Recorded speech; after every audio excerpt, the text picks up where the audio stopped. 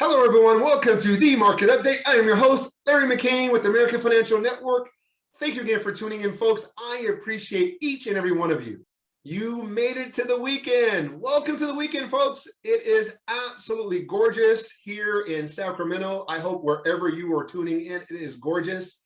In fact, here in the U.S., we have a holiday weekend, Father's Day weekend, lots of stuff going on. Of course, we'll talk about all that upcoming. But first and foremost, just enjoy the moment. You are here. You are present. Welcome to the weekend, folks. Enjoy. Speaking of lots of things happening this past week, well, it has been an interesting week, to say the least. Of course, as promised, as telegraphed, many of you, I give you all the thumbs up because a lot of you have been following me for quite some time. I have been coming to you regularly for the past 2 years, discussing rates and market, and we are here. We are exactly where it has been discussed. The Fed this past week, as you know, many of you know, was very, very aggressive towards inflation and raised key interest rates 75 basis points or 0.75%. Very significant, something that hasn't been done here in our country since 1994.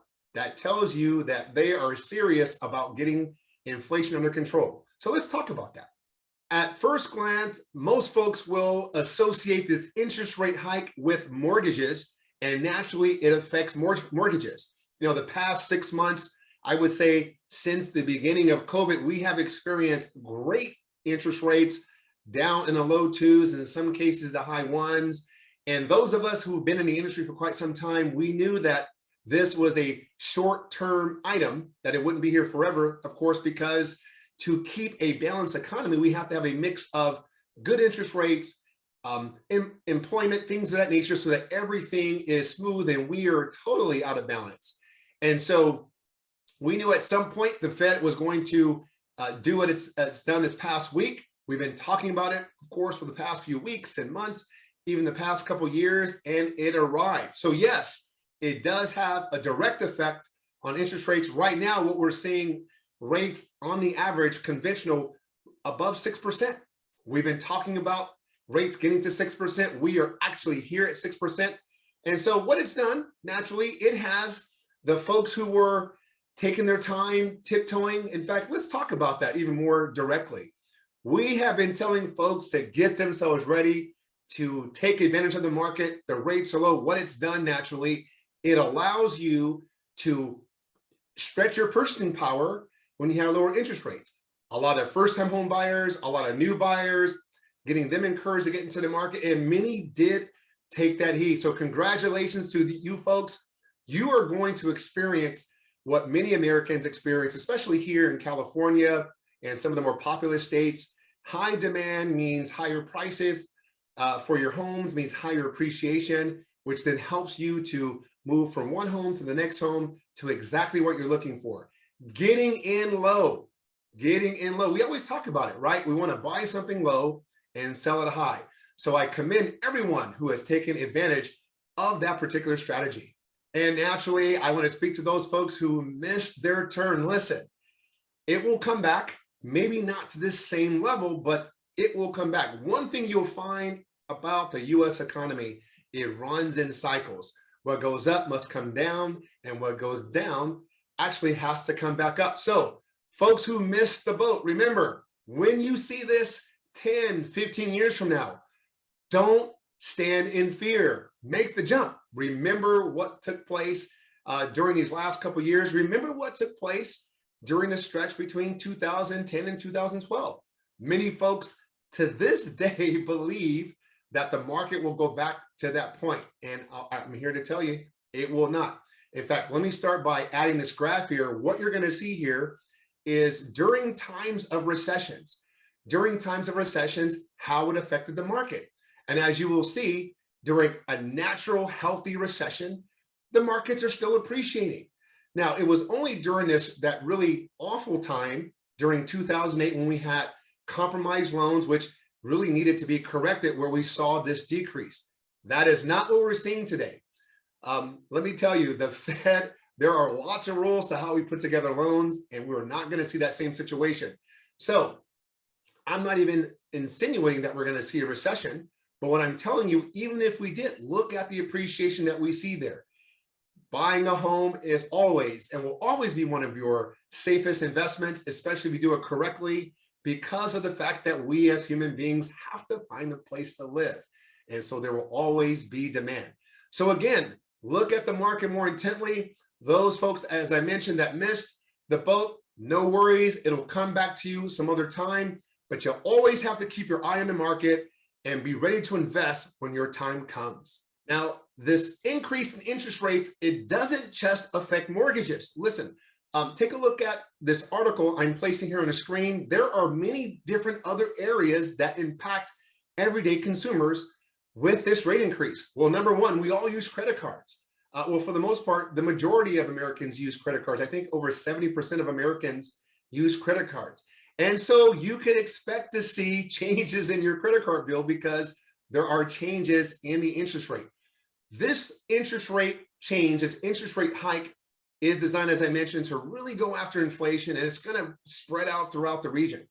And so, or I should say throughout the economy. So I encourage you right now to take a look at your finances, take a look at your expenditures, make sure that your expenditures are in line to ride through this period of time.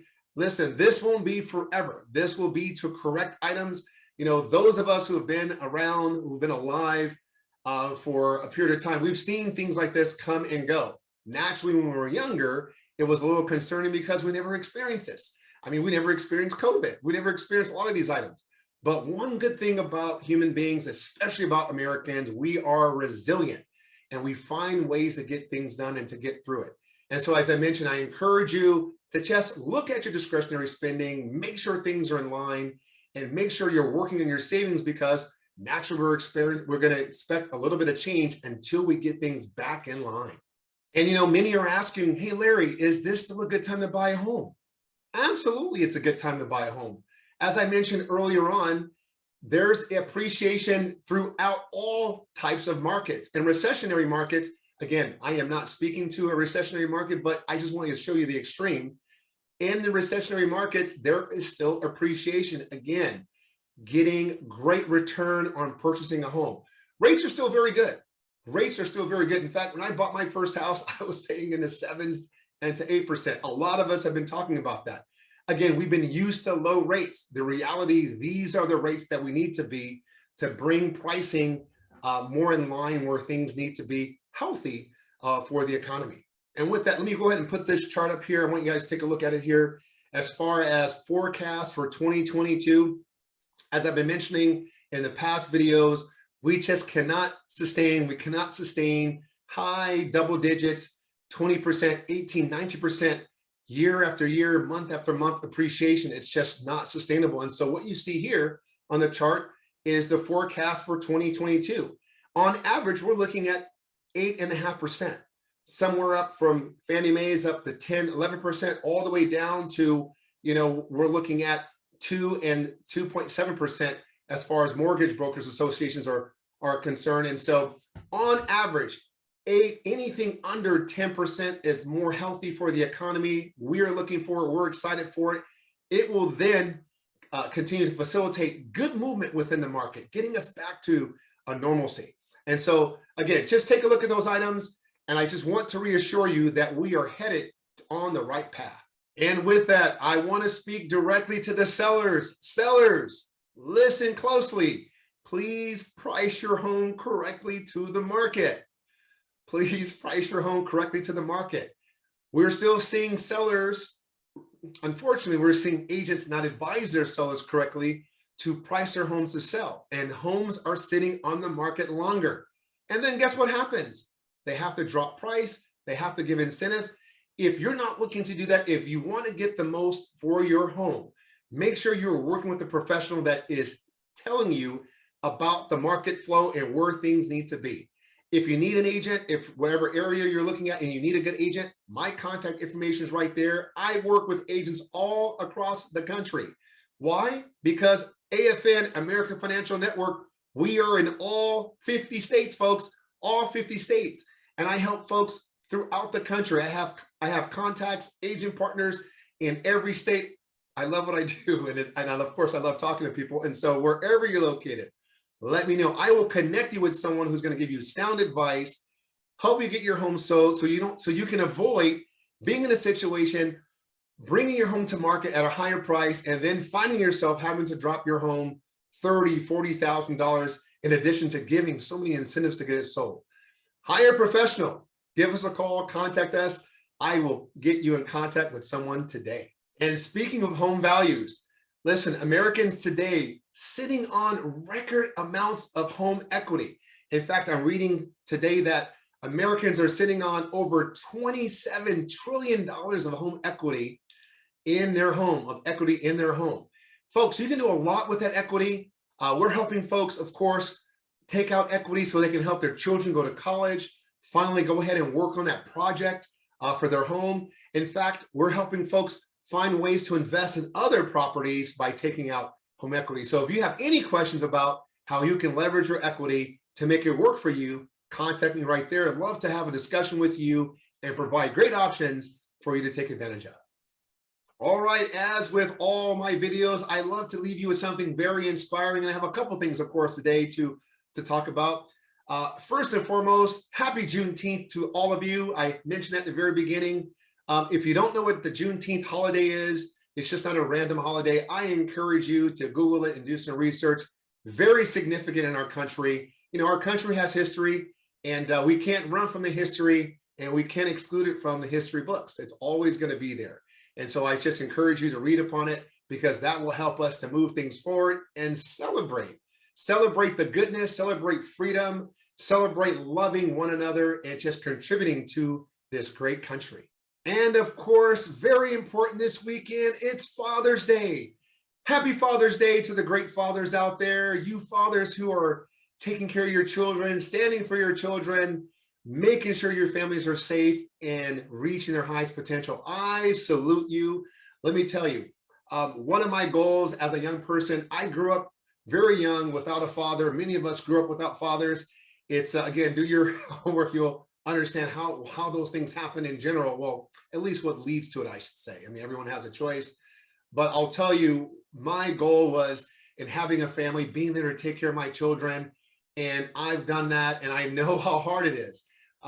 My father, of course, happy Father's Day to him, Roger Carr. He came into my life at a later age, 16 years old, tough age, but stood there with me, walked through everything with me. And it helped that he served in our great armed services, because that gave him great discipline that was bestowed to me, which helps me to present great things to you. So let me read this quote to you guys. I believe that what we become depends on what our fathers teach us at odd moments.